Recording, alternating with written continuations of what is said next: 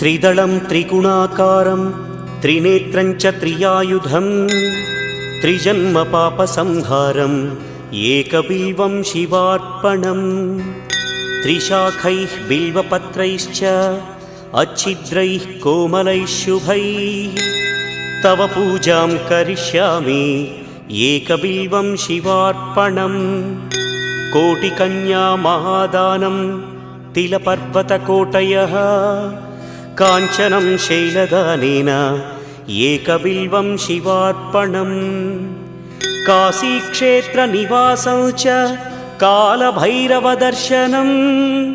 प्रयागे माधवं दृष्ट्वा एकबिल्वं शिवार्पणम् इन्दुवारे व्रतं स्थित्वा